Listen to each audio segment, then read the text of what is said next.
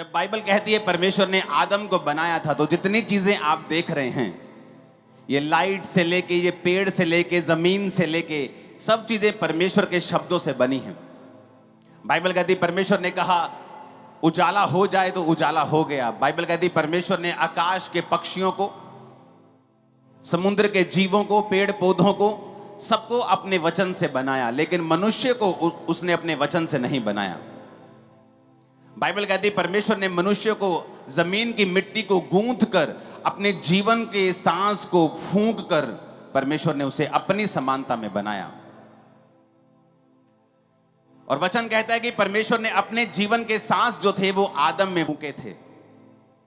और नए नियम में जब हम परमेश्वर के वचन को पढ़ते हैं तो बाइबल कहती है कि वही सांस जो आदम के अंदर फूंका गया था, वही सांस परमेश्वर के वचन के ऊपर है। सेम सांस, 90% नहीं, 99% नहीं, वो सांस जो आदम के अंदर फूंका गया और एक मिट्टी का पुतला जीवित हो गया था।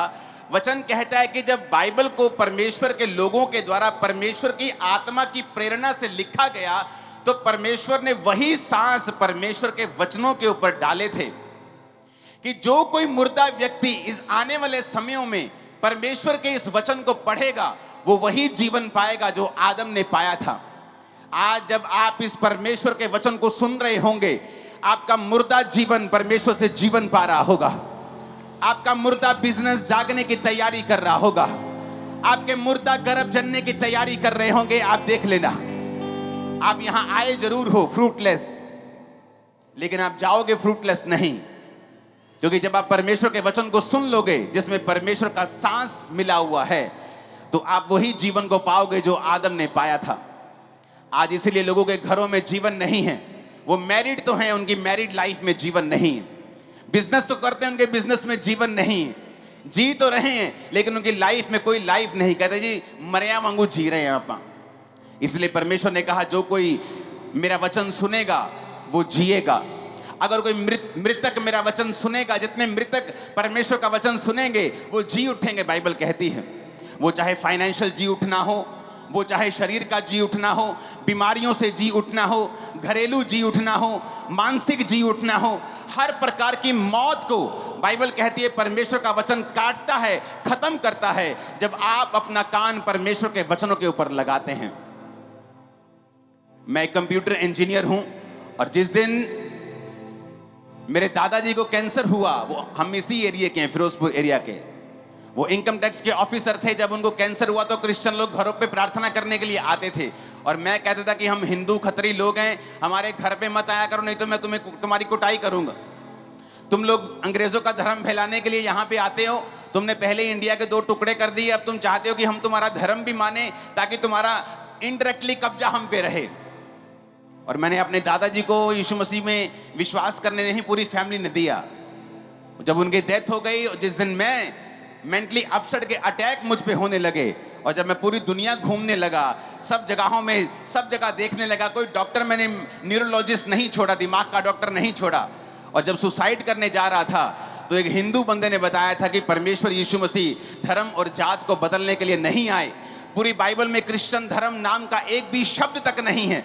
यीशु मसीह तेरे धर्म, तेरी जात, तेरे रंग, तेरे रूप, तेरी पढ़ाई में कोई इंटरेस्ट नहीं। वो तुझे बचाना चाहता है, तुझे आशीषित करना चाहता है। ये पकड़ बाइबल। 16 अगस्त 2004 रात को 8 बजे नशा किया हुआ था। जब ये वचन सुना, नशा करके चर्च देखी थी। उसी रात को उन्होंने कहा था चर्च देख ले हमारी, हम घर में चर्च लगाते हैं, आया करना चर्च में। जब तू आया करेगा तो हम तुझ पे प्रार्थना किया करेंगे और परमेश्वर तुम्हें चंगा करेगा। उस समय सारे घमंड टूट चुके थे, सब चीजें देख चुका था, सब भूल चुका था, क्या धर्म क्या अधर्म, नशों में अपना जीवन बिता रहा था, कोई इलाज नहीं हो रहा था। मैंने कहा चलो ठीक है, इतनी जगह गया हूं, इन ईसाइयों की बात भी सुन लेते हैं। जिस दिन पहली प्रार्थना हुई थी, उस दिन ये समझ आ गया था कि अगर कोई मेरा हल कर सकता है तो वो प्रभु यीशु मसीह हैं, वही हैं जो मुझे आजाद कर सकते हैं। पढ़ा लिखा था, घर में ब्रॉडबैंड इंटरनेट था, तो बहुत कम लोगों के पास होता था। और जब मैंने इंटरनेट पे देखा, लोगों के घरों में गवाहियां सुनने के लिए गया, बाइबल को खुद पढ़ा, खुद समझा, खुद जाना, खुद जांचा, खुद परखा। बहुत से सवाल थे मन में, लेकिन परमेश्वर ने एक एक सवाल का बाइबल के अनुसार मुझे उत्तर दिया। और फिर मालूम हुआ कि वाकई बाइबल में एक भी जगह ईसाई धर्म नाम का जिक्र तक नहीं है। एक ही जिक्र है कि वो हमारा परमेश्वर है जिसने हमको जन्मा, हम पाप के द्वारा उससे अलग हो गए, पाप के बाद बीमारियां आई, तकलीफें आई। आप में से एक भी जन ऐसा नहीं होगा जो ये कहे आओ भाग्यवान 2 बच्चे पैदा करते हैं और अब वो 2 बच्चे जब पैदा हो जाएंगे हम ये चाहते हैं कि खूब सा संघर्ष करें, खूब सारे हॉस्पिटल में जाएं, बीमार रहें, नशे करें, तकलीफ रहें, संघर्ष में रहें, उनकी जिंदगी संघर्ष से भरी हुई हो। एक गरीब भी ऐसा नहीं चाहेगा। एक गरीब भी, बाइबल कहती है तुम बुरे होकर भी अपने बच्चों को अच्छी वस्तुएं देना जानते हो तो स्वर्गीय पिता अपने मांगने वालों को अच्छी वस्तुएं क्यों ना देगा। जब मुझे ये बात की समझ आई कि संघर्ष परमेश्वर की ओर से नहीं है, बीमारियां परमेश्वर ने नहीं जन्माई, ये शैतान की जन्माई हुई हैं, और हम अगर प्रभु से दूर हैं, अगर एक बच्चा अपने बाप से दूर है तो बाप उसकी हिफाजत नहीं रख सकता। अगर एक बच्चा बाप के कहने से बाहर है तो वो उसकी हिफाजत नहीं कर सकता, उसकी सुरक्षा नहीं कर सकता। अगर एक बच्चा अपने बाप के कहने में है, उसके घर में रहता है, उसकी बात को सुनता है, तो जब कोई मारने के लिए आता है वो बाप उसका मुंह लाल कर देता है दुश्मन का। मुझे ये बात समझ आई कि वाकई अगर हम नहीं चाहते हमारे बच्चे बीमार हों, अगर हम नहीं चाहते हमारे बच्चे तकलीफ में रहें, तो स्वर्गीय पिता कैसे चाहता होगा, परमेश्वर कैसे चाहता होगा कि हम लोग तकलीफ में रहें। तब मेरे को समझ आई। आप एक जानवर को देखेंगे ना, जब उसके बच्चों के ऊपर आती है वो अपनी जान तक दे देते हैं। कभी कबूतर को देखो, पंछियों को देखो, जब खेतों में वो अंडे देते हैं और ट्रैक्टर चढ़ने वाला होता है अंडों के ऊपर, तो वो अंडों के ऊपर बैठ जाते हैं। आपने ऐसी टी टी टी टी करने वाली एक चिड़िया देखी होगी। जब आप रात को कई बार ग्राउंड में निकलते तो वो ग्राउंड में अंडे देती है। जब ग्राउंड में जाते तो वो शोर मचा देती है। उसकी शोर मचाने से उसको पता है कि उसकी जिंदगी खतरे में आ जाएगी, लेकिन अपने अंडों के कारण, अपने बच्चों के कारण वो अपनी जिंदगी को भी खतरों में लगा के उसे बचाना चाहती है, क्योंकि परमेश्वर ने ये हमारे दिल में डाला है। ये सारी भावनाएं हमें परमेश्वर से मिली हैं, क्योंकि परमेश्वर ने कहा मैंने मनुष्य को अपनी समानता में बनाया है, मैंने मनुष्य को अपने जैसा बनाया है, मैंने मनुष्य को अपने ही तरीके का, अपने ही जैसा, अपने जैसा दिखने वाला मैंने उसे बनाया है। इसीलिए अपने बच्चों को प्रोटेक्शन देना ये आपको परमेश्वर से मिला है। अपने बच्चों से प्यार करना ये आपको परमेश्वर से मिला है। ये परमेश्वर ने आपके अंदर डाला है। तो परमेश्वर जिसने आपके अंदर डाला है वो कितना प्यार हमें करता होगा, और वो कितना चाहता होगा कि हम इन बीमारियों से, हम इस शैतान से, हम इन दुखों से छूट जाएं। लोगों को लगता है क्रिश्चियनिटी यीशु मसीह के बाद शुरू हुई। क्रिश्चियनिटी 2000 साल पुरानी नहीं है। क्रिश्चियनिटी यीशु मसीह से स्टार्ट नहीं हुई। हाँ, वो क्रिश्चियनिटी जिसकी आप बात करते हैं कि मसीह का जन्म, उसके बाद पवित्रताई, उसके बाद पवित्र आत्मा का उतरना, वो उस क्रिश्चियनिटी की अगर बात करते हैं वो 2000 साल पहले शुरू हुई। लेकिन परमेश्वर 2000 साल पुराना नहीं है। यीशु मसीह के जन्म के 1593 साल पहले वचन कहता है कि एक लेवी के घराने में, निर्गमन 2 उसकी 1 आयत, लेवी के घराने के एक पुरुष ने एक लेवी वंश की स्त्री से विवाह कर लिया। वो स्त्री गर्भवती हुई और उसके एक पुत्र उत्पन्न हुआ, और ये देखकर कि बालक सुंदर है उसे 3 महीने तक छुपा रखा। ये उस समय की बात है जब परमेश्वर शारीरिक रूप में अभी धरती में नहीं आए थे, लेकिन इसका मतलब ये नहीं कि वो काम नहीं कर रहे थे। यीशु मसीह के जन्म के 1593 साल पहले मूसा का जन्म होता है। और किस समय मूसा का जन्म होता है? जिस समय इजरायली लोग दुखों में थे। फिरौन राजा ने उन पर कब्जा कर लिया था।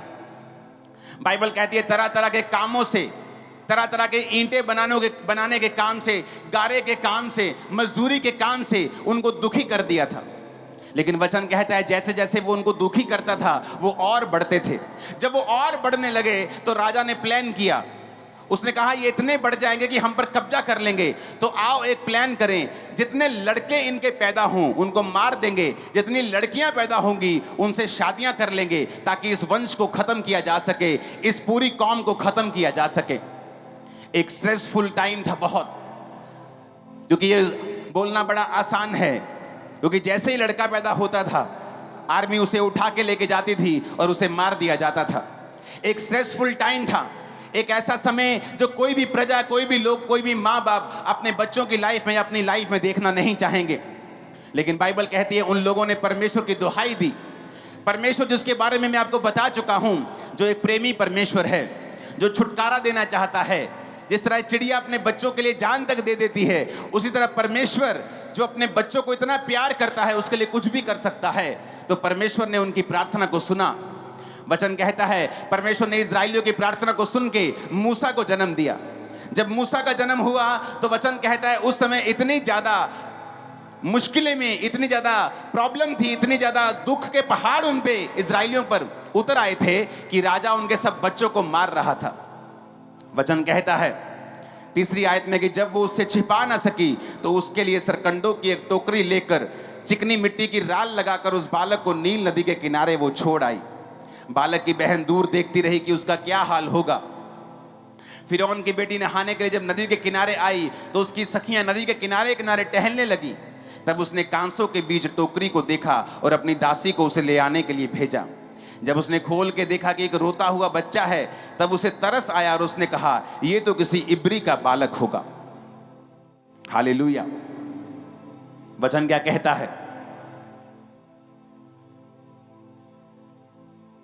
कि उसकी मां ने जब देखा कि 3 महीने में इसे छुपा नहीं सकते अब, तो उसे नदी में एक टोकरी में उसे छोड़ दिया। और वहां पर राजा की जो फिरौन की जो बेटी थी वो नदी के किनारे नहा रही थी, जबकि फिरौन की जो बेटियां होती थी वो नदी के किनारे नहीं नहाती थी। नदी के किनारे आम लोग नहाते थे, तो जो राजकुमारियां होती थी उनके लिए महलों के अंदर बने होते थे पूल जहां वो नहाती थी। लेकिन ये परमेश्वर की मर्जी थी, क्योंकि वो प्रेम करने वाला परमेश्वर है। ये परमेश्वर की विल थी, ये परमेश्वर की इच्छा थी, क्योंकि वो अपने लोगों को छुटकारा देना चाहता था। और वो मूसा जो जन्म जिसने लिया था वो परमेश्वर का एक नबी था और उसके जरिए से परमेश्वर ने उनको छुटकारा देना था। तो बाइबल कहती है परमेश्वर ने रानी उस राजकुमारी के दिल से बात की कि वो जाए और नदी में नहाए। जब परमेश्वर आपको छुटकारा देना चाहता है मेरे भाइयों मेरी बहनों, वो बड़े बड़े योजनाएं आपके लिए करता है। ये मीटिंग मैं आपको बता सकता हूं, अगर मैं अपनी डायरी आपको दिखाऊं तो आपको 100 जगह के ऊपर मीटिंग्स मिलेंगी जहां लोग मीटिंग करना चाहते हैं, 100 जगह हैं। लेकिन जब मेरी टीम ने कहा आप कहां मीटिंग करना चाहते हो, मैंने कहा मैं बठिंडा में मीटिंग करना चाहता हूं। कहते वो तो लिस्ट में भी नहीं है। मैं कहा लिस्ट में नहीं है तो डालो लिस्ट में, क्योंकि जब परमेश्वर बात करता है तो मेरा ये विश्वास है वो राजकुमारी के दिल से उसने बात की कि जा और नदी में जहा के नहा।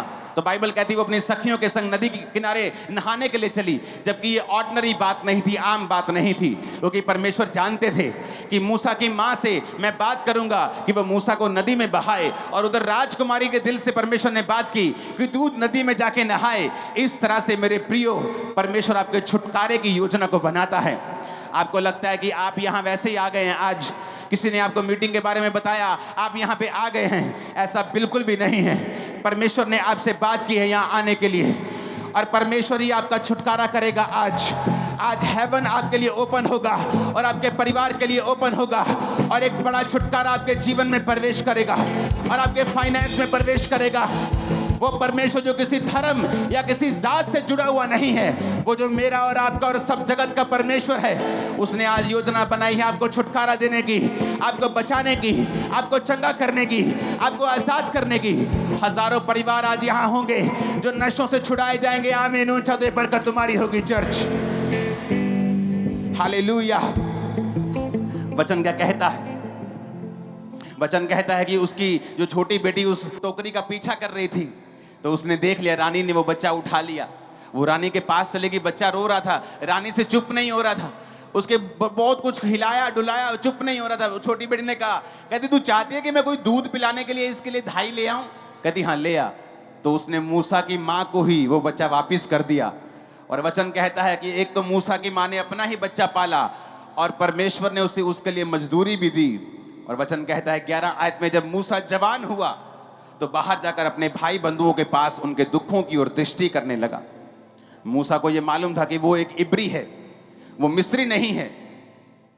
मूसा को अंदर से मालूम था कि वो ये नहीं देख सकता जो उसके आंखों के सामने हो रहा है। उसने देखा कि मिस्री जन उसके एक इब्री भाई को मार रहा है। उसने इधर उधर देखा, मूसा ने कि कोई नहीं है, और मिस्री को मार डाला और रेत में छुपा दिया। दूसरे दिन जब बाहर जाकर उसने देखा कि 2 इब्री पुरुष आपस में फिर मारपीट कर रहे हैं, उसने अपराधी से कहा तू अपने भाई को क्यों मारता है? उसने कहा, किसने तुम हम लोगों पर हाकिम और न्यायी ठहराया है? मूसा, जिस तरह तूने कल मिस्री को मार दिया था, क्या तू हमें भी मारना चाहता है? मूसा ये सोचकर डर गया कि ये बात खुल गई है। और जब फिरौन ने ये बात सुनी कि मूसा ने उसके एक आदमी को मार दिया है, तो मूसा को घात करने की युक्ति की।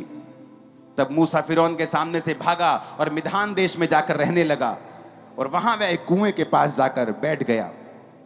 वचन कहता है कि जब मूसा जवान हुआ, बाहर निकला, क्योंकि वो एक राजकुमार था, लेकिन उसके अंदर मालूम था कि वो एक आम व्यक्ति नहीं है। उसकी कॉलिंग उसको बताती थी उसके अंदर से कि जब वो इब्रियों को मार खाता हुआ देखता था, मिस्री उसको मारते थे, तो वो भी एक मिस्री की तरह था, मिस्री राजकुमार था। लेकिन वचन कहता है वो उनको देखकर दुखी होता था। लेकिन मूसा को एक बात समझ आनी चाहिए थी कि अगर आपको छुटकारा चाहिए तो आप शरीर के द्वारा छुटकारा नहीं ले सकते, आपको आत्मिक होना पड़ता है। तो मूसा उस समय इब्रियों को छुटकारा अपनी पावर से देना चाहता था कि मैं राजकुमार हूं तो मैं अपनी पावर यूज करूंगा। लेकिन वचन कहता है उन इब्रियों ने उसको कहा कि किसने तुझे हम पर हाकिम ठहराया है, और उसे रिजेक्ट कर दिया। मूसा को मालूम हो गया कि यह बात खुल गई है कि मैंने किया है, तो वहां से वो भागा, मिधान देश में परदेशी होकर रहने लगा। वहां पे एक याजक की भेड़ बकरियों को चराने लगा और उसकी लड़की से शादी करके वहीं सेटल हो गया। 40 साल वो उनकी भेड़ बकरियों को चराता रहा। 40 साल बाद परमेश्वर ने दर्शन दिया और कहा, मूसा, जिस काम के लिए अब तू पैदा हुआ है उस काम के लिए तैयार हो जा, क्योंकि मैं तुझे इस्राएलियों को छुड़ाने के लिए भेजने वाला हूं। और वचन कहता है मूसा फिर गया और इस्राएलियों को छुड़ाया। न्यायों 6 उसकी 1 आयत में लिखा है, तब इस्राएलियों ने यहोवा की दृष्टि में बुरा किया, इसलिए यहोवा ने उन्हें मिधानियों के वश में 7 वर्ष तक रखा। और मिधानी इस्राएलियों पर प्रबल हो गए, और मिधानियों के डर के मारे इस्राएलियों ने पहाड़ों के गहरे खड्डों, गुफाओं और किलों पर अपने निवास बना लिए। जब जब इजरायली बीज बोते, मिधानी, अमालेकी और पूर्वी लोग उन पर चढ़ाई करके अज्जा तक छावनी डालकर भूमि की उपज नष्ट कर डालते, और इजरायलियों के लिए ना भोजन वस्तु, ना भेड़ बकरी, ना गाय बैल और ना गधा छोड़ते थे। और 5-6 आयत बढ़ेंगे। मिधानियों के कारण इजरायली बड़ी दुर्दशा में पड़ गए, तब इजरायलियों ने यहोवा की दुहाई दी। यहां पर भी सेम वचन लिखा है। ये जो घटना मैं आपसे बात कर रहा हूं, ये यीशु मसीह के जन्म से 1100 कुछ साल पहले की है। यहां पर भी लिखा है कि इजरायलियों ने यहोवा की दृष्टि में बुरा किया, यानी लोगों ने परमेश्वर के सामने पाप किया। और बाइबल कहती है जब पाप किया तो परमेश्वर उनको दुश्मनों के वश में कर देता था। आज हमारे दुश्मन कोई शारीरिक लोग नहीं है, किसी धर्म के, किसी समाज के, कोई पॉलिटिकल पार्टी, क्रिश्चियन लोगों के दुश्मन नहीं है। वचन कहता है कि जब उन्होंने यहोवा की दृष्टि में बुरा किया तो परमेश्वर ने उन्हें एनिमी के, दुश्मन के वश में कर दिया। वचन कहता है कि आज तुम्हारी लड़ाई मांस और लहू से नहीं, बल्कि शैतान से, अंधकार की शक्तियों से है। आज कौन लोग, बाइबल कहती है वो उनके उपज को नष्ट कर डालते थे, उनके बिजनेस को खत्म कर देते थे, उनके सीड को खत्म कर देते थे, बीज को खत्म कर देते थे। जब बीज ही खत्म हो गया तो फसल कहां से आएगी? अगर यंग जनरेशन ही नशों में खत्म हो गई तो अगली जनरेशन कहां से आएगी? अगर वो नशे कर करके खत्म हो गए तो अगले दौर में वो कैसे जा पाएंगे? क्योंकि शैतान बीज के ऊपर अटैक करता है, और शैतान उन्हीं पे अटैक करता है जो परमेश्वर से दूर हैं। वचन कहता है कि इस्राएलियों ने यहोवा की दृष्टि में बुरा किया और परमेश्वर ने उन्हें शैतान के वश में कर दिया। मिधानियों को शैतान की तरह ले लो, क्योंकि अब हमारा युद्ध किसी इंसान से नहीं है। आज जब एक व्यक्ति प्रभु से दूर होता है, आज जब एक व्यक्ति परमेश्वर को देख नहीं पाता, क्योंकि धर्म का चश्मा लगा लेता है, जात का चश्मा लगा लेता है, उसे फिर परमेश्वर दिख नहीं सकता। अगर परमेश्वर को देखना है तो अपने आप को संसार से दूर करके, अपनी आत्मिक आंखों को खोल के हमें परमेश्वर को देखना पड़ेगा कि परमेश्वर किसी धर्म या जात का नहीं, परमेश्वर मेरा परमेश्वर है जिसने मुझे पैदा किया और वो मुझे छुटकारे में देखना चाहता है। बाइबल कहती है जब इस्राएलियों ने परमेश्वर की दृष्टि में बुरा किया तो उसने उन्हें मिधानियों के वश में कर दिया और वो उनके बीजों के ऊपर हमला करने लगा। जब शैतान आपकी लाइफ में काम करता है, आप सोचते हैं कि ये मैंने 80,000 जमा कर लिया है, अब मैं ये 80,000 से अपने जो कच्चा कमरा है मैं उसको पक्का कर लूंगी। और शैतान आता है एक बीमारी के साथ और आपके 80,000 की बजाय 1,60,000 आपका खा जाता है। आप सोचते हैं ओ मैंने अपने बच्चे के लिए सारा कुछ दे दिया है, मैंने बड़ी मजदूरी की है, मैंने बड़ा काम किया है, मैंने घरों का काम करके, मैंने खेती करके, कैसे भी करके अपने बच्चों को बड़ा किया है। और शैतान आता है और उन्हीं बच्चों को नशे की लत लगा देता है, क्योंकि शैतान हमेशा बीज के ऊपर हमला करता है। आप सोचते हैं कि अब मैंने कुछ कर लिया है, अब मैंने अपने बच्चे को फौरन भेज दिया है, और वहां से न्यूज आती है कि आपके बच्चे का एक्सीडेंट हो गया है, क्योंकि शैतान बीज के ऊपर हमला करता है, आपके बिजनेस के ऊपर हमला करता है, आपकी सेहत के ऊपर हमला करता है। वचन कहता है कि जो खुदा से दूर होगा शैतान उस पर हमला करता है। ये नहीं कि परमेश्वर उस पर हमला कर रहा है, परमेश्वर दुख नहीं देता। आप अपने बच्चों को दुख नहीं देते हैं, आपके बच्चे आपसे दूर भी हो जाए तो आपको दुख नहीं देते, लेकिन आप अपने बच्चों की सुरक्षा नहीं कर पाते जब बच्चे आपसे दूर होते हैं। जब आप परमेश्वर से दूर हो जाते हैं, जब आप दुनिया के पाप में चले जाते हैं, व्यभिचार में चले जाते हैं, चोरियां करने लगते हैं, कुंडियां डालने लगते हैं, अलग अलग प्रकार के आप गलत काम करने लगते हैं, तो बाइबल में लिखा है आप परमेश्वर की दृष्टि में आप पापी बन जाते हैं। जब आप पापी हो जाते हैं तो शैतान के पास अधिकार होता है कि वो आपके बीजों के ऊपर हमला कर सके और आपके ऊपर अटैक कर सके। लोग बोलते हैं अगर परमेश्वर जिंदा है तो हॉस्पिटलों में लोग मर क्यों रहे हैं? अगर परमेश्वर जिंदा है तो इसका इकलौता बेटा कैसे मर गया? इसके अभी 3 महीने पहले शादी हुई थी, ये कैसे मर गया? परमेश्वर ने उसे नहीं मारा, शैतान ने उसे मारा है। जब हम प्रभु से दूर होंगे तो परमेश्वर की सुरक्षा फिर हमारे जीवन में काम नहीं करती। जो परम प्रधान के छाए हुए स्थान में बैठा रहेगा वो सर्वशक्तिमान की छाया में ठिकाना पाएगा, लेकिन वही ठिकाना पाएगा जो उसके छाए हुए स्थान में बैठा होगा। अगर हम परमेश्वर से दूर हैं तो शैतान हमारे बीजों के ऊपर हमला करता है। वो नहीं चाहता हमारे बच्चे नशों से आज़ाद रहें, वो नहीं चाहता हम बीमारियों से आज़ाद रहें, वो ये चाहता है कि हमेशा हमारे फाइनेंस के ऊपर अटैक होता ही रहे, हम कभी घर ना बनाने पाएं, ब्लेसिंग ना लेने पाएं, हमारे बच्चे कभी आज़ाद ना होने पाएं, हम बीमारियों से रहित होने वो कभी नहीं चाहता शैतान। वो चाहता है कि हम फंसे रहें। और बाइबल कहती है परमेश्वर जो प्रेमी परमेश्वर है, जो पिता है, जो आपकी तरह जब एक पिता अपने बच्चे के लिए जान तक देने के लिए आ जाता है, वो परमेश्वर आपके छुटकारे का इंतजाम करता रहता है और वो आपको छुटकारा देना चाहता है। वो आपके बीजों को नष्ट होने से बचाना चाहता है। जिस तरह गिदोन को उसने चुना, पुराने समय में उसने मूसा को चुना। मूसा पूरी इजरायली कौम को, 20 लाख के करीब लोग थे, पूरी इजरायली कौम को चमत्कारों के द्वारा उन्हें वापस ले आया। परमेश्वर ने गिदोन को चुना। वचन कहता है कि जब परमेश्वर ने गिदोन को चुना तब भी इजरायली दुखी थे, क्योंकि वो परमेश्वर से दूर हो चुके थे। परमेश्वर से दूर थे तो शैतान ने बीजों पे हमला किया और इजराइलियों ने फिर परमेश्वर की दुहाई दी। जब इजरायली परमेश्वर की दुहाई देने लगे कि पिता हमें बचा, हमने पाप किया है, आगे से पाप नहीं करेंगे, आगे से कोई गुनाह नहीं करेंगे, बाइबल कहती परमेश्वर ने गिदोन से बात की। परमेश्वर ने कहा गिदोन, 8 आयत में लिखा यहोवा ने इजराइलियों के पास एक नबी भेजा जिसने कहा इजराइल का परमेश्वर यहोवा यूं कहता है कि मैं तुमको मिस्र से ले आया और दास्तव के घर से निकाल ले आया।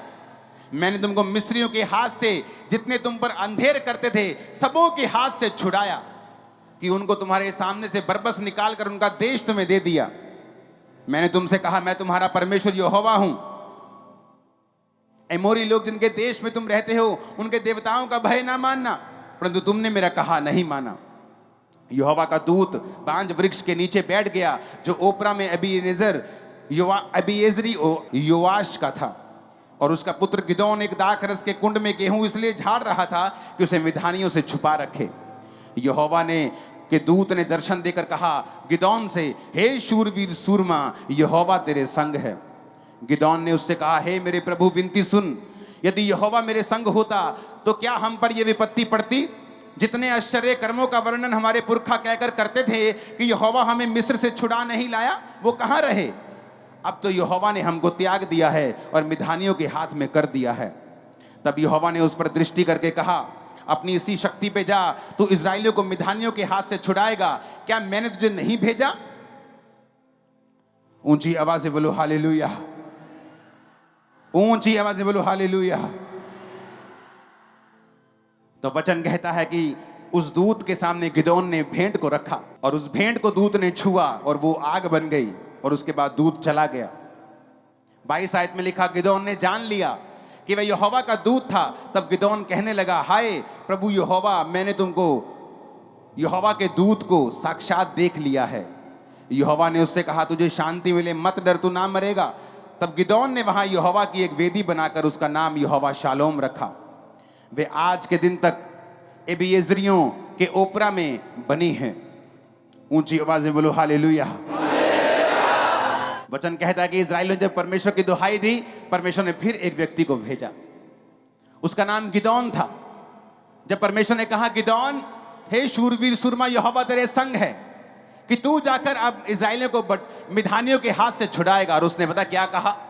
उसने कहा, मेरा कुल, मेरे सब परिवार में सबसे कंगाल है।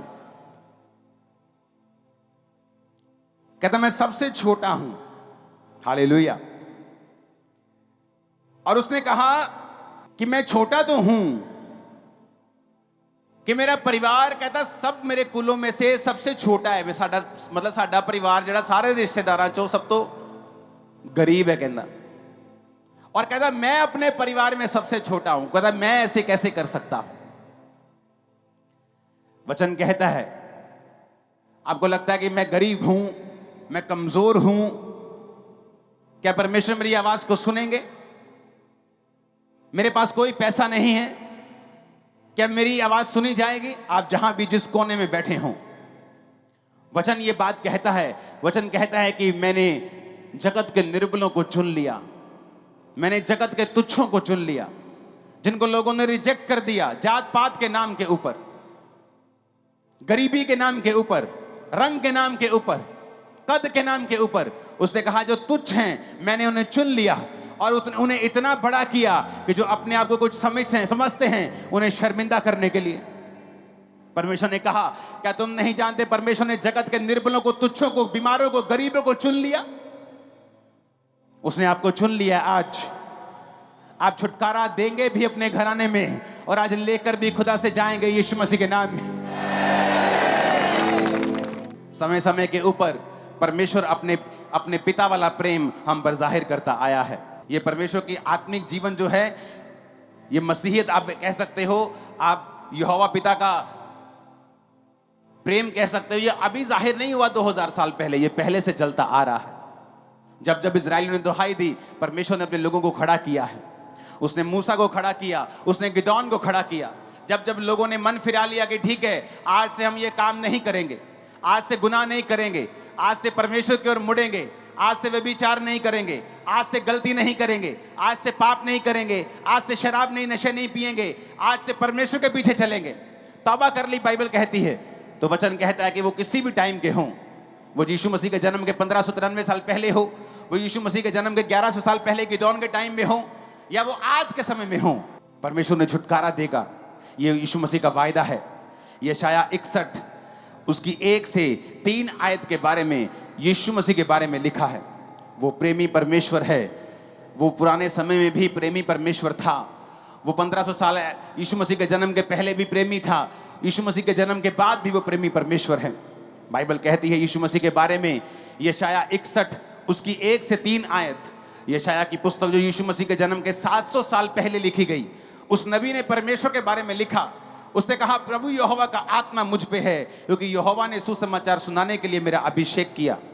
मुझे इसलिए भेजा कि मैं खेदित मन के लोगों को शांति दूं, बंदियों के लिए स्वतंत्रता का और कैदियों के लिए छुटकारे का प्रचार करूं।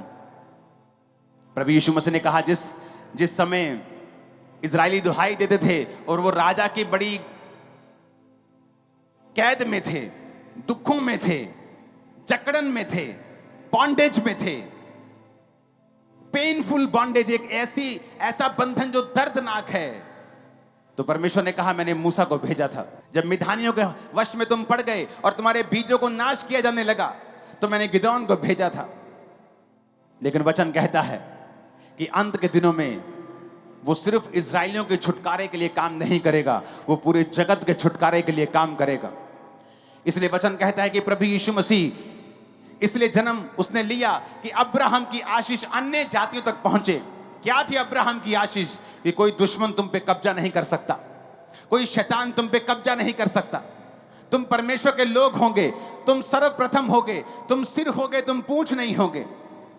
अब परमेश्वर ने देखा वो समय आ चुका है कि कि अब ये छुटकारा सिर्फ इजरायली लोगों तक नहीं रहे, ये छुटकारा पूरे जगत तक जाए। और वचन कहता है इसीलिए प्रभु यीशु मसीह ने जन्म लिया। परमेश्वर पहले भी थे, लेकिन क्यों प्रभु यीशु मसीह ने जन्म लिया? एक नया धर्म बनाने के लिए नहीं, क्योंकि वो छुटकारा जो थोड़े लोगों के पास था, वो छुटकारा जो सिर्फ इजरायली लोगों को मिलता था जब वो परमेश्वर की दुहाई देते थे, अब वो छुटकारा परमेश्वर ने कहा मैं जगत के हर एक कोने तक, भजन संहिता में लिखा है, प्रकाशित वाक्य में लिखा है, अलग अलग जगह बाइबल में पढ़ेंगे कि स्वर्ग में एक बड़ी भीड़ खजूर की डालियों को लिए हुए, व्हाइट कपड़ों को डाले हुए, हर एक कुल, धरती की हर एक जाति, हर एक कुल में से, हर एक लोगों में से एक बड़ी भीड़ परमेश्वर के सामने होगी। यानी परमेश्वर बहुत से लोगों को छुटकारा देगा, जो कोई उसके नाम के ऊपर विश्वास करेगा, बहुत से लोगों को वो छुटकारा देगा। अब परमेश्वर ने ठान लिया कि अब ये छुटकारा सिर्फ इजराइलियों के पास नहीं होगा, अब मैं जगत के हर उस व्यक्ति को छुटकारा दूंगा, वो किसी भी धर्म, जात, रंग, रूप का क्यों ना हो। जो कोई प्रभु यीशु मसीह के ऊपर विश्वास करेगा, मैं उन्हें छुटकारा दूंगा, मैं उनके बीजों को बचाऊंगा। शैतान उनके बच्चों को नाश नहीं कर पाएगा, शैतान उनके शरीरों को नाश नहीं कर पाएगा, शैतान उनके जीवन को नाश नहीं कर पाएगा, उनके फाइनेंस को, उनके खेतों को नाश नहीं कर पाएगा। ये परमेश्वर का मकसद था। तो इसलिए वचन कहता है, यीशु मसीह ने कहा यहोवा का आत्मा मुझ पे है। किसके लिए? धर्म परिवर्तन करवाने के लिए, तुम्हारे पैसे छीनने के लिए। आप जितने पैसे यहां देंगे ना आज, उससे ज्यादा इस मीटिंग का खर्चा होगा। आज मुझे आपके पैसों की जरूरत नहीं है, मैं आपको यीशु मसीह देने के लिए आया हूं। वो परमेश्वर जो फ्री आता है लेकिन बहुत अनमोल है। आप 2 लाख, 5 लाख, 10 करोड़, 20, 50 करोड़, 100 करोड़ दे के भी यीशु को खरीद नहीं पाएंगे आप, लेकिन वो फ्री आएगा आज आपके अंदर, क्योंकि वो आपका परमेश्वर है, वो आपका पिता है, वो प्रेमी पिता है। जिस तरह एक छोटी गिलहरी, एक छोटी चिड़िया अपने अंडों के लिए जान दे देती है, यीशु मसीह ने जान दे के बताया है कि वो आपसे प्रेम करता है। लोग बोलते हैं ये परमेश्वर हमें क्या बचाएगा जो अपने आप को बचा नहीं सका। तो मैं ये बताना चाहता हूं कि उसने जान दी। उसने कहा राजा ने, तू अपने मुंह से कह दे प्रभु कि तू ऐसा कोई भी पाप तूने नहीं किया, क्योंकि तेरे खिलाफ कोई सबूत नहीं है। जीसस ने कहा मैं अपनी मर्जी से अपने आप को तेरे हाथों में सौंपता हूं और तीसरे दिन अपनी मर्जी से अपनी जान को वापस लेकर जी उठूंगा। और वचन कहता है वो तीसरे दिन मुर्दों में से जी उठा। आज यीशु को क्रूस पर देखना बंद कर दीजिए, वो क्रूस पे नहीं है, वो पिता के दाहिने हाथ स्वर्ग में है। अगर आत्मिक आंखों से देखोगे वो स्वर्ग खुला हुआ देखोगे और जीसस को पिता के दाहिने हाथ बैठा हुआ देखोगे। वो सर्वशक्तिमान परमेश्वर क्रूस पे मरा हुआ परमेश्वर नहीं है, वो जिंदा परमेश्वर जो आज लंगड़ों को चलाएगा और अंधों को आंखें देगा। Church hallelujah. यीशु मसीह ने कहा अब मेरी आशीष, अब मेरा छुटकारा सिर्फ इजराइलियों तक सीमित नहीं होगा, मैं सारी कौम को, सारी दुनिया को, मैं सब पंजाबियों को, सब हरियाणियों को, सब इंडियंस को, सब पाकिस्तानियों को, सब तुर्की वालों को, सब इंग्लैंड वालों को, मैं सारी दुनिया को अब छुड़ाऊंगा जो कोई मेरे नाम के ऊपर विश्वास करेगा। हालेलुया। उसने कहा कि मैं बंदियों के लिए स्वतंत्रता का, कैदियों के लिए छुटकारे का प्रचार करूं। कुछ लोग कैदी हैं अपने विचारों के, उन्हें डर लगता है, डर की वजह से बहुत काम नहीं कर पाते, फियर स्पिरिट है उनके अंदर, डिप्रेशन का आत्मा काम करता है। कैदी हैं क्योंकि शैतान ने कैद किया हुआ है, एक लेवल से ऊपर नहीं जा सकते। बाप गरीब, दादाजी गरीब, परदादा गरीब, वो भी गरीब, एक लेवल से ऊपर जाता तो अटैक हो जाते घर पे। माँ अच्छी भली है, पढ़ी लिखी है, वेरी नाइस वुमेन, डाइवोर्स, उसकी मम्मी भी डाइवोर्स, बेटी भी डाइवोर्स, क्योंकि शैतान नहीं चाहता आप छूटें। ये कर्स है। आप देखेंगे कई बार एक आपसे कहीं कहीं छोटे, कहीं कम लेवल के अच्छे लोगों को अच्छे पार्टनर्स मिले होते हैं, लेकिन कुछ लोग संघर्ष करते हैं क्योंकि वो शैतान की जकड़न है। जो कुछ नेचुरल नहीं है, जो बीमारी मेडिकल साइंस ठीक कर दे, नो प्रॉब्लम, लेकिन जब मेडिकल साइंस काम नहीं कर पाती, उसके पीछे शैतान का हाथ होता है। और यीशु मसीह ने क्या कहा? यीशु मसीह ने कहा मैं बंदियों के लिए स्वतंत्रता का और कैदियों के लिए छुटकारे का प्रचार करने के लिए आया हूं। जब आप यीशु मसीह को ग्रहण करेंगे, अगर आज आप बोलेंगे कि प्रभु यीशु मसीह तो मेरा उद्धार करता और मेरा परमेश्वर है, आप किसी धर्म को चेंज नहीं कर रहे हैं, आप धार्मिकता को अपने अंदर ले रहे हैं, यीशु को अपने अंदर ले रहे हैं, तो वचन कहता है वो आपको छुटकारा देगा। 2 आयत में लिखा है यहोवा के प्रसन्न रहने के वर्ष का, हमारे प्रभु के पलटा लेने के दिन का मैं प्रचार करूं और विलाप करने वालों को शांति दूं। बाइबल कहती वो शांति देने के लिए आया। मैं ऐसे परिवारों को जानता हूं जिनके बच्चों की मृत्यु हो गई और वो पागल हो गए थे, अपने जीवन को खत्म करने के लिए तैयार थे, लेकिन जब यीशु मसीह उनकी जिंदगी में आए, एक नई लाइफ उनको परमेश्वर ने दी है। यीशु मसीह ने कहा, मैं विलाप करने वालों को शांति देना चाहता हूं। तीसरी आयत में लिखा, ताकि सिय्योन के विलाप करने वालों के सिर पर राख दूर करके एक सुंदर पगड़ी बांधूं। ये आयत यीशु मसीह के जन्म से भी 700 साल पहले की है। यानी आप लगा लो कि 2700 साल पहले का वचन मैं पढ़ रहा हूं। उसने कहा वो तुम्हारे सिर पर की राख को दूर कर देगा। जब लोग दुखी होते थे तो अपने सिर पर राख डालते थे। जब कोई मर जाता था, किसी देश पे कब्जा होता था, देश लूट जाता तो राख डालते थे। परमेश्वर ने कहा, मैं तुम्हारी राख को दूर कर दूंगा और एक सुंदर पगड़ी तुम्हें दूंगा। उनका विलाप दूर करके मैं हर्ष का तेल लगाऊंगा, यानी खुशी का तेल परमेश्वर तुम्हें देगा। उदासी हटाकर यश का ओढ़ना उड़ाऊंगा, जिससे वो धर्म के बांज वृक्ष और यहोवा के लगाए हुए कहलाएं और जिससे उसकी महिमा प्रकट हो, ताकि आपको मालूम हो कि मेरा पिता जो स्वर्ग में है मुझे छुटकारा देते हुए खुश होता है, मुझे आशीषित देखता हुआ खुश होता है। जो मेरा परमेश्वर है मुझे ब्लेस होता हुआ देखना चाहता है, बढ़ता हुआ देखना चाहता है। आप जब जीसस क्राइस्ट को अपना उद्धारकर्ता ग्रहण कर लेंगे, मैं आपको भविष्यवाणी कर रहा हूं, आप दुनिया के बेस्ट प्लेसेस पे होंगे, आप दुनिया की बेस्ट जगहों में होंगे, बेस्ट देशों में होंगे, बेस्ट बिजनेस चला रहे होंगे, बेस्ट लाइफ जी रहे होंगे। आमीन। इतना ऊंचा लगाओ कि शैतान के कानों को खोल दो। आज 7 बार आमीन बोलो ऊंची आवाज में।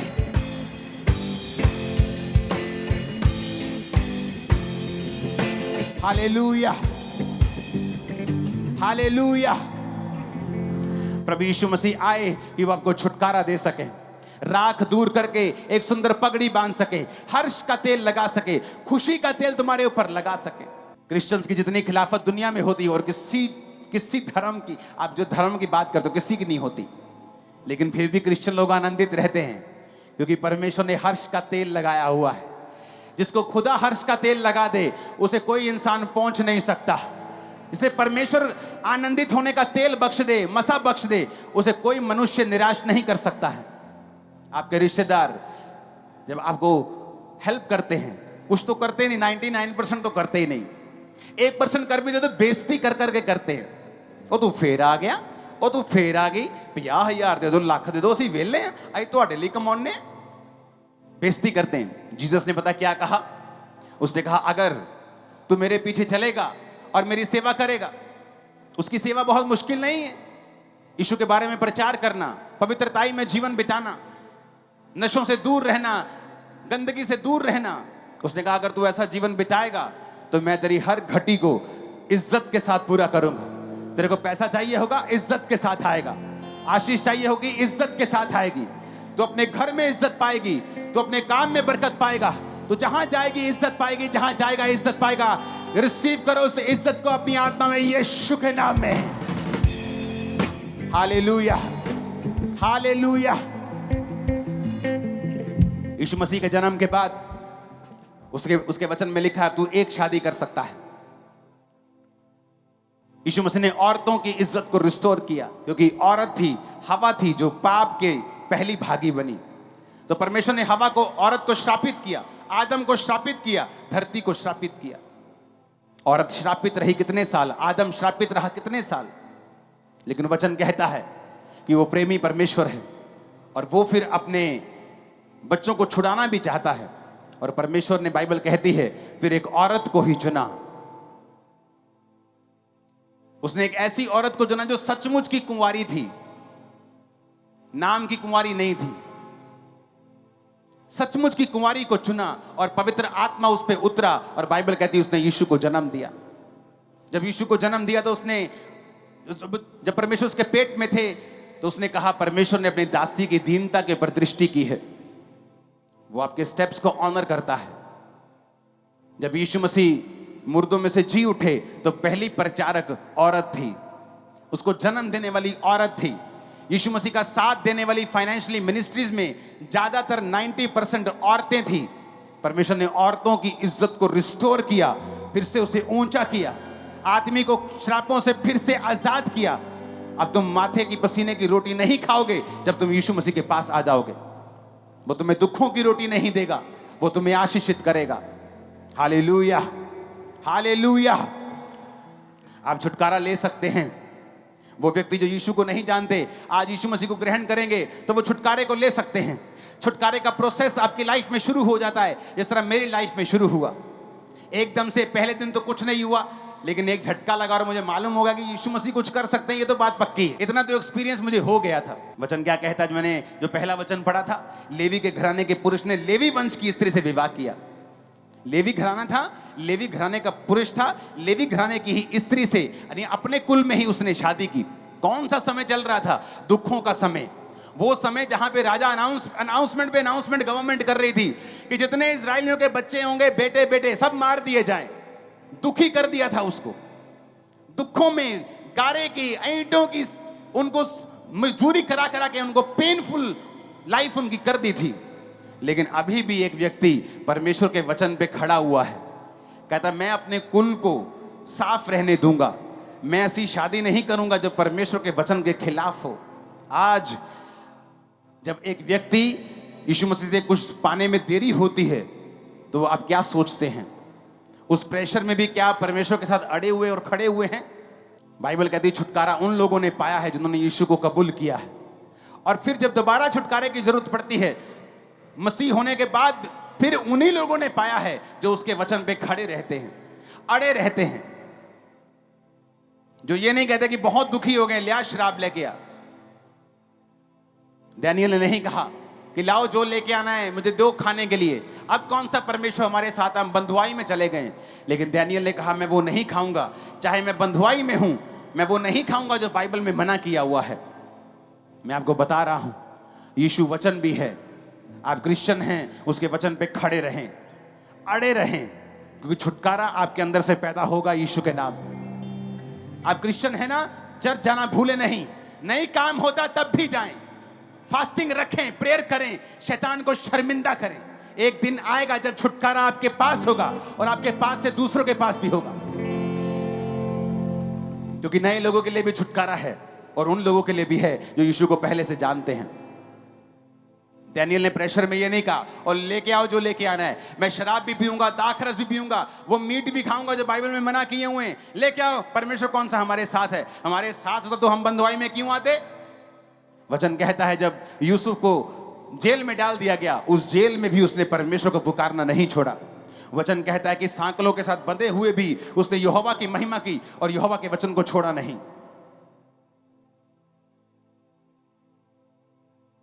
हालेलुया। अगर आप क्रिश्चियन हैं, मैं आपको एक सलाह देता हूं, आप प्रेशर में भी हों, दुखों में भी हों, इस वचन को छोड़ना नहीं। एक बड़ा छुटकारा एंटर होने वाला तुम्हारी लाइफ और तुम देखोगे क्या होता है। जो कि यीशु को विश्वास करेगा उसकी महिमा को देखेगा, बाइबल कहती है। आज चाहे नॉन क्रिश्चियन हो, आप चाहे क्रिश्चियन हो, आज अपनी लाइफ परमेश्वर को दे दीजिए और वचन पे चलना शुरू कर दीजिए, क्योंकि बड़े स्टार्स हैं जो आप में से जन्मने वाले हैं। आप शायद अपने आप को नहीं देख पा रहे जो फ्यूचर में है, लेकिन मैं आपको देख पा रहा हूं। आप चमकने वाले हैं बहुत अजीब रीति से। आप हैरान होंगे कि ऐसा मैंने कभी सोचा नहीं था जो परमेश्वर ने मेरी लाइफ में कर दिया जब मैंने परमेश्वर का पीछा किया। मैं कभी सपने में सोचा नहीं था। मैंने लोगों को देखा है चर्च में से राशन लेते हुए, 100 रुपए के लिए तरसते हुए, और आज फॉरेन कंट्रीज में अपने घर लेते हुए उनको देखा है, सेम फैमिलीज को। और ऐसा नहीं कि बड़े पैसे थे उनके पास कि वो फॉरेन चले गए, परमेश्वर रास्ते खोलता है। ऐसा नहीं कि चर्च ने कोई लेटर दे दी कि क्रिश्चियन लोगों को वीजा मिल जाता है, ऐसा नहीं। जीसस की कृपा से मिलता है। तुम्हारी फाइल चाहे कमजोर भी हो, तैयार हो जीसस को अपनी लाइफ देने के लिए? मैंने कहा पीछे करने के लिए जीसस का तैयार हो? तुम्हारी फैमिली तुम्हारा विरोध कर सकती है, तुम्हारे रिश्तेदार तुम्हारा विरोध कर सकते हैं, लेकिन तुम्हें छुटकारा नहीं दिला सकते। क्योंकि जब मैं मसीह में आया बहुत लोगों ने मेरा विरोध किया। मेरी फैमिली में पॉलिटिशियंस हैं, उन्होंने विरोध किया, डॉक्टर्स हैं, उन्होंने विरोध किया, रिश्तेदारों ने विरोध किया, मेरी फैमिली ने विरोध किया। लेकिन मैं जानता था मुझे अगर छुटकारा चाहिए, मुझे परमेश्वर के साथ चलना पड़ेगा। बिना डरे बिना घबराए उसके साथ चलना, वो तुम्हें ऊंचा कर देगा आसमान तक। आमीन। ऊंचे वाला चाहिए चर्च, मैंने कहा आमीन ऊंचे वाला चाहिए चर्च। परमेश्वर के गहरे वेदों को परमेश्वर के दास के द्वारा जानने के लिए और ऐसी और नई वीडियोस को देखने के लिए हमारे YouTube चैनल को सब्सक्राइब करें और साथ में बेल आइकन को प्रेस करें ताकि ऐसी और नई वीडियोस की नोटिफिकेशन सबसे पहले आप तक पहुंच सके। जुड़े रहें परमेश्वर की हजूरी के साथ। God bless you.